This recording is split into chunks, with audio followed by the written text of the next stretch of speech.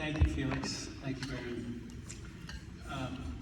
Felix, I'm sorry, I'm going to have to repeat this, but when Felix was asked what my role was as a part of the ACE project at Lloyd Center, she said, well, I think he's just arm candy for Kate.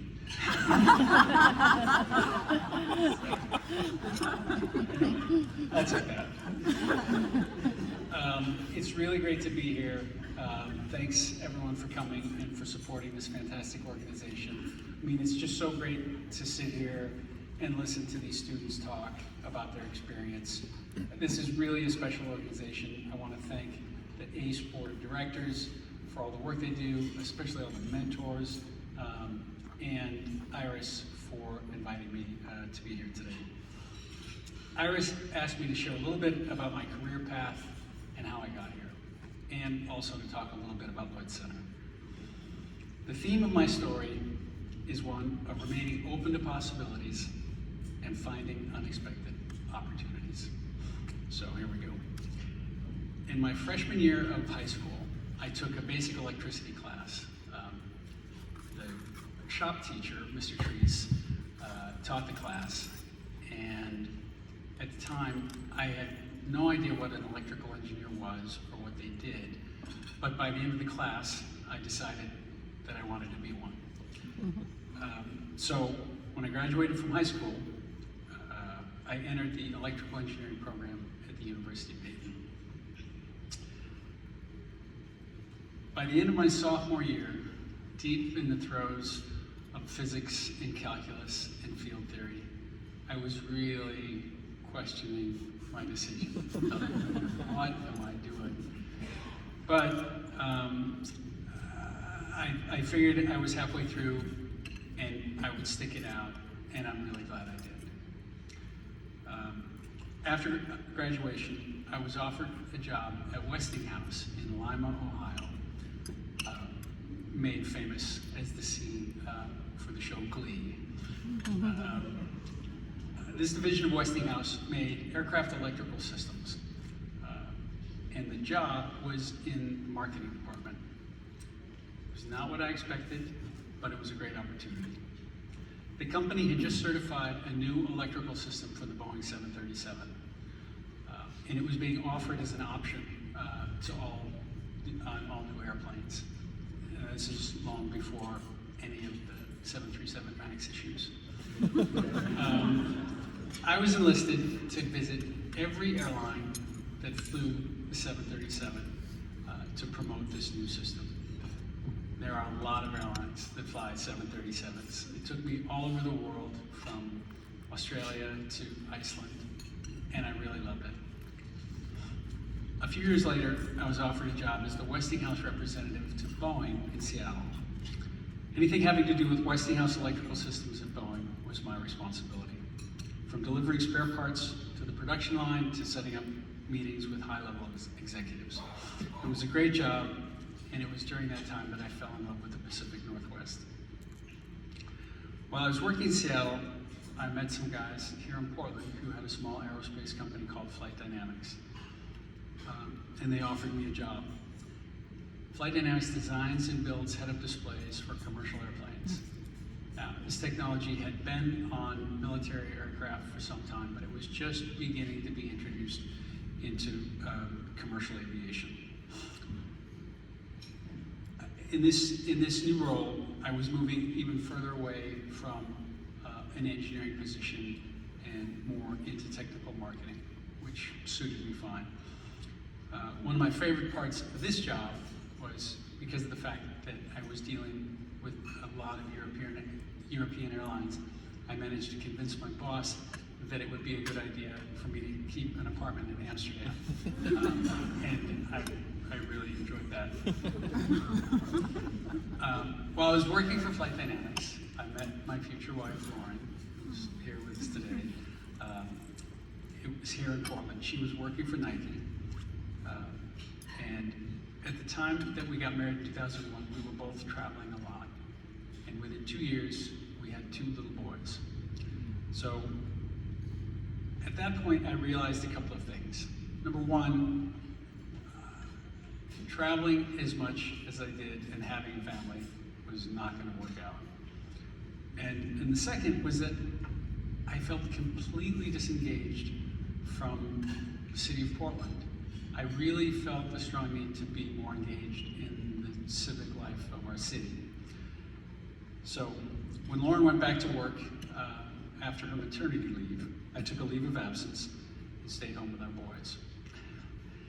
A neighbor, Jerry Lindsay, erroneously concluded that I had plenty of spare time on my hands. Now, if any of you have been home with 2 kids in diapers, you know you don't have a lot of spare time.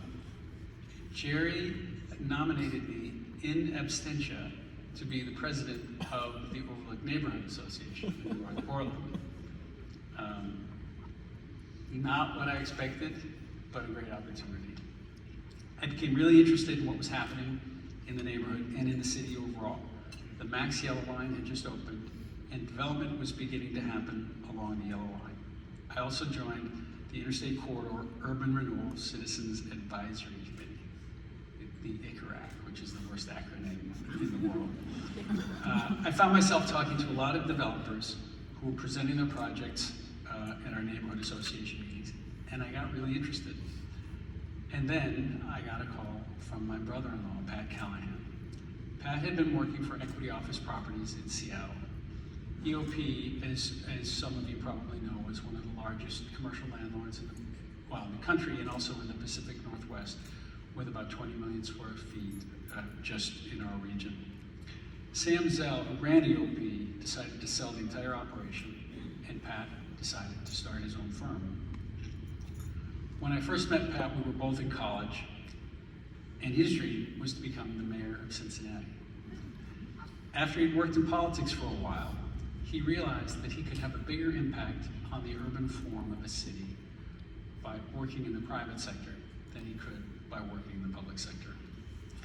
Pat wanted his new company to have an office in Portland, and he asked me if I wanted to join him. I thought he was crazy for asking me, but it took me about a nanosecond to say yes. Once again, not what I expected, but a great opportunity. So in November 2006, Urban Renaissance Group was formed with 5 partners, pooling our resources and looking for opportunities in the Pacific Northwest real estate market. All the other partners came from backgrounds in commercial office. That was a good thing because they knew what they were doing. We focused our efforts on partnering with institutional investors who wanted to be in the Pacific Northwest. We've done a lot of planning and preparation for starting the firm, but one thing that we did not plan on was the Great Recession. The inability to borrow money and the very few transactions that were occurring made it really challenging. It was not part of our original business plan, but we found success in buying older office buildings and repositioning them with Class A amenities, and then leasing them to the growing number of tech and creative tenants that were moving to Portland during this time. The former Oregonian headquarters building on Broadway was one of my favorite projects. After complete renovation of the building, we worked with Allied Works Architecture here in Portland as our architect, and Fortis Construction as our general contractor. Amazon Web Services moved into the building, and they now occupy almost 100% of it. After surviving the Great Recession, we thought we were bulletproof. We thought if we survive that, we can survive anything. What we did not expect was a pandemic, a homeless crisis, and a fentanyl crisis all happening simultaneously. The current real estate market is even more challenging than it was during the Great Recession. Primarily, at least for us in the office sector, because of the rise of remote work and the lack of demand for new office space. So we are again retooling our business and confident they'll find a way to succeed despite the challenging business conditions. Today, Urban Renaissance Group has 15 million square feet of assets under management, offices in Seattle, Portland, and Denver, and about 225 employees. And we're in the middle of one of the most exciting and challenging real estate projects that we've ever been involved with. In the middle of 2021, deep in the pandemic, one of the biggest institutional investors in the United States, KKR, called and asked if we'd be interested in talking to them about Lloyd Center. My first reaction was, no freaking way. all the anchor tenants, Sears, Nordstrom, Macy's, they were all gone, and traffic at the mall had dropped way off. As it happened, KKR had been the lender to the previous owner of the mall, and the renovations that the previous owner had made between 2015 and 2020 didn't really change the trajectory of the mall, and they found themselves in default. It was KKR's intent to foreclose. They do a lot of things, but managing million square foot shopping malls is not one of them. They needed a local operating partner to help them manage the property. KKR liked our vision for the future of the site, and we entered into a joint venture with them. So a little real estate parlance here. URG in this relationship is the general partner or the GP, and KKR is the limited partner or the LP. Under this JV relationship, we manage the day-to-day operations of the mall and lead the master planning and the entitlement effort for what's to come. Part of what's so interesting about this project has been learning the story of Ralph Lloyd, for whom Lloyd Center and the Lloyd District are named. Ralph grew up in Ventura, California, where his father was a not-so-successful cattle rancher. As a young man, Ralph traveled up and down the West Coast, and he spent some time in Portland working in a box factory somewhere on the east side. And he fell in love with the place. During that time, he had decided that the east side of Portland was where the future lay. Even then, he thought downtown was too crowded, that there wasn't enough parking, and that growth would be constrained between the Willamette River and the West Hills. He thought for sure that the growth of the city would jump across the river and expand into what is now the Lloyd District. Not long after that, the Lloyd family discovered that they were sitting on one of the biggest oil wells in the United States. They drilled for oil and literally struck it rich. So, with his newfound wealth, Ralph came back to Portland and bought hundreds of acres of property on the east side. This was in the early 1920s. He had big plans. Not all of his plans came to fruition, but in the mid-1950s, he hired a team of architects and consultants to develop a plan for what would become one of the largest shopping malls in the country. There's a lot of debate about the biggest, like some people claim it's Lloyd Center. There's other people who challenge that. I don't know for sure. So this new mall would sit on nearly 30 acres between Northeast 9th and Northeast 16th Streets, and between Northeast Multnomah and Northeast Halsey Boulevard. In August of 1960, the new Lloyd Center Mall was officially opened. Vice President Richard Nixon was here to cut the ribbon. It was a big deal. For years, Lloyd Center thrived. People came from all over Oregon, Southwest Washington to shop there. Friends my age who grew up here have fond memories of taking the bus, meeting their friends, hanging out there, going ice skating. It was the place to be. Holiday traditions of the Christmas tree on the ice rink, getting your picture with Santa, which actually are still pretty big, or even bigger then. One of my favorite stories is about a concert that was held on the roof of one of the parking garages to celebrate the 5th anniversary of the opening of the mall. Louis Armstrong played, and there were 30,000 people on the top of the parking garage. That is a photo worth Googling. But with the rise of e-commerce, changing attitudes about shopping, and of course the pandemic, the future of Lloyd Center was very much in doubt.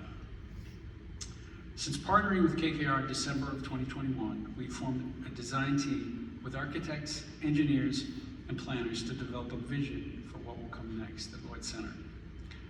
We've engaged great local firms like ZGF to lead the master planning effort. Anyone from ZGF in the house? I don't see anyone. DKS to handle the traffic engineering and the street design. Dowell as our civil engineer to design the new infrastructure, including all the new utilities. And our landscape architect, Field Operations, we're based in New York, that will design the several acres of open space that will be part of the project. At the start of our work, we had identified 4 goals. Number 1, reverse the inward-facing layout of the site. Number 2, reintroduce portions of the Portland Street Grid. Right now, there's no through streets that run anywhere through that site. Number 3, introduce new uses beyond retail to create a true mixed-use neighborhood. And number 4, create thriving open spaces where Portlanders from all walks of life will feel welcome. Throughout the planning process, we've been continually reminded of what great real estate this is. It's a fantastic location. It's got great transit and freeway access. It's adjacent to fantastic neighborhoods like Sullivan's Gulch and Irvington. It's close to the convention center and to the Rose Quarter. It's really fantastic, and we get excited about it over and over. With the existing zoning, the site has the development potential of almost 10 million square feet. We're envisioning new retail, food and beverage, hospitality, and entertainment venues. Most importantly, thousands of new units of housing. This is going to be a great opportunity for the architects, the engineers, and the construction professionals working in Portland. We'll be presenting our master plan to the Portland Design Commission early this summer. It's hard to say how soon the redevelopment work will start or how long it will take, but it's safe to say that it will be providing great job opportunities for many years to come. I'd also like to mention the 2 other big master plan redevelopment projects that are happening in Portland right now. The one at OMSI and one with Albina Vision Trust. When you look at these 3 projects together, it's kind of amazing, and I think it's going to be really transformational for the east side of Portland. I can't wait to see how this all turns out. So, in closing, I'd like to offer some career advice for the young professionals in the room in the architecture, construction, and engineering fields. All the usual stuff, sort of table stakes: work hard, treat people with respect, remember to call your mother, you know all that stuff. But beyond that, I encourage you to remain open to the possibilities. You're going to have long careers, unexpected opportunities will present themselves. Stay curious and remain open to the possibilities. So, thank you very much.